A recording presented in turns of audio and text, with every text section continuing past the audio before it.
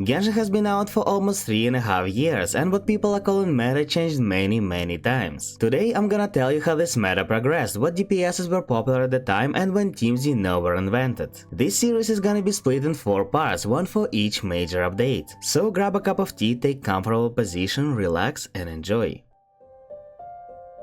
It's 28th of September 2020, Genshin just got released and most people have never even seen it. After trying different characters, community collectively labeled Diluc as strongest DPS at the time. Concept of team building still doesn't exist, but Fischl surprisingly was already pretty popular because of us. Summoning an additional source of damage but just using skill without needing any energy was very enticing. Similar but weaker were Mona and Sunless Goba that both only existed for 4 attacks. Because most people were only playing Overworld, they absolutely loved healers. Jean, Barbara and especially Chishi were staples for any team. Venti on release also managed to grab popular spot because early Abyss stages were demolished by his burst. His movement ability, while not being too great, was an additional bonus even if you didn't wanna play Abyss. Klee already on release unfortunately felt very clunky and weak. Because of negative feedback, most people that cared about power level ended up skipping her.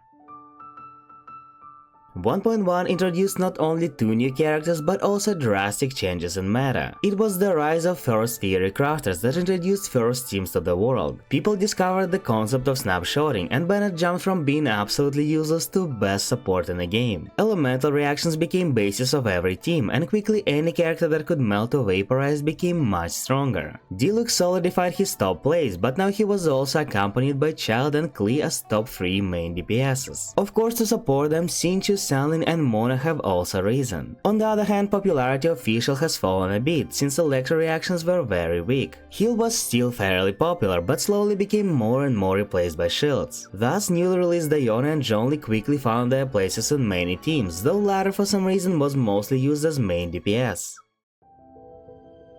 1.2 didn't bring any discoveries besides Vendessa and Vanner, but since Venti and Jean were already considered strong, it only helps across. Albeit would seem pretty similar to Fischl, so he took his deserved spot right below top sub DPSs. On the other hand, Ganyu has taken everyone aback. She was outputting crazy numbers in Abyss, and what's more important, in Overworld. Ganyu was by far the strongest character to play solo, which was preferred way of playing by many people. Since both casual and tryhard parts of community were united on this matter, Ganyu took best DPS spot. Meld Ganyu already existed, but since she was released alongside Blizzard's Rare, most people chose Freeze team. There wasn't any point where Meld massively gained popularity, just over the course of many patches it eventually became more and more played.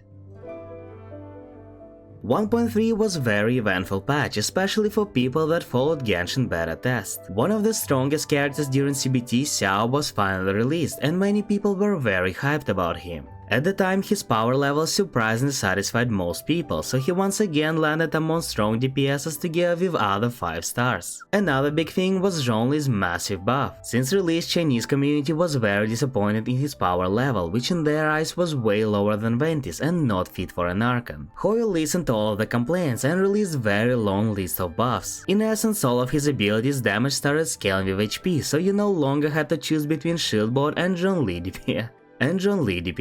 As a bonus, he also got slightly stronger shield and his well-known resistance shred. Shortly after, Hu Tao was released, which was a blessing for everyone who lost 50-50 on Xiao. Hu Tao plus Xingqiu till this day is one of the most iconic combos in the game, and that's for a reason. Hu Tao wasn't just good, but seemingly on par with Ganyu, which caused a lot of heated arguments at the time. There wasn't a final conclusion to that battle, so now we had 2 best main DPSs. And lastly, this patch fully reworked Geo Resonance from being fully useless to what we know now. At the time, it only helped Ningguang a bit and further solidified Hu Tao's place since one of her best teams had 2 Geo.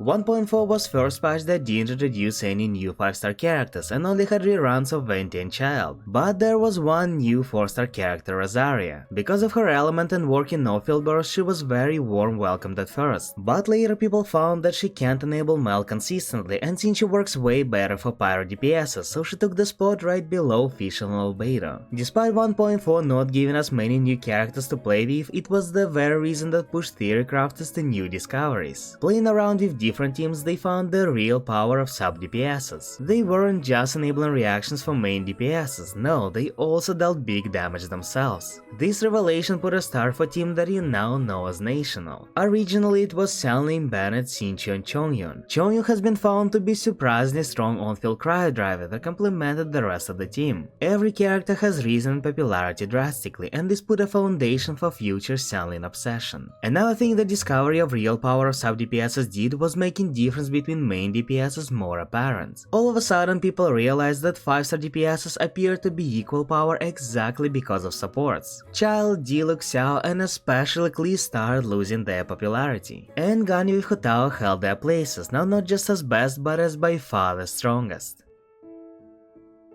1.5 was a wild patch that surprised everyone. It was the release version of Eula, first burst heavy DPS. Since she was consistently outputting big numbers that people weren't used to seeing with her burst, most people considered her extremely powerful. As theory crafters were familiar with the concept of damage per second, a lot of them deemed her as pretty strong but not on a top level. On the other hand, common folk were so fascinated by big damage that they labeled her as new best DPS. Eula's biggest weakness is that she is always a hyper carry and doesn't synergize with sub DPS very well, but because there weren't that many very powerful sub DPSs in the game, her power level was relatively high and she earned her spot alongside the other second tier DPSs. Eula also put a beginning to character showcases that are now known as damage per screenshot. Everyone was trying to set a new damage record, and if you got Eula it was easier than ever. Worth mentioning another character that was released during 1.5, Yanfei. Unfortunately at the time she wasn't very well received. Her kit was quickly found to be very similar to Klee's. She was labeled a 4-star Klee who already wasn't considered all that strong. Because of that, not many people used her and she was quickly forgotten. 1.6 didn't introduce us any new DPSs, but instead one of the legendary supports, Kazuha, was released. You may now know him as one of the best characters to get, but it wasn't the case back then. On paper, Kazuha's kit looked very similar to Sucrose, and while buffs he provides were more generic than EM from Sucrose, it wasn't deemed worth it. Mostly people, even theory crafters, recommended skipping him and often compared to C6 Sucrose, some even called him weaker. But he wasn't really weak, in fact his kit and potential place in meta were exactly the same. The problem was that his main advantages over Sucrose, like way better grouping or staggering enemies, weren't apparent. Abyss didn't really have many big elite enemies, so even if you got him, seeing an actual difference between him and Sucrose was impossible. Some may say his kit indeed wasn't needed at the time, thus most people collectively decided to skip his banner. Little did they know that in just couple patches they'll heavily regret it. And for the day that's it. Next time we're gonna cover what happened during the Nazuma patches, but till then you can check other videos on my channel. And as always, I'll see you guys in the next video. Have a great day.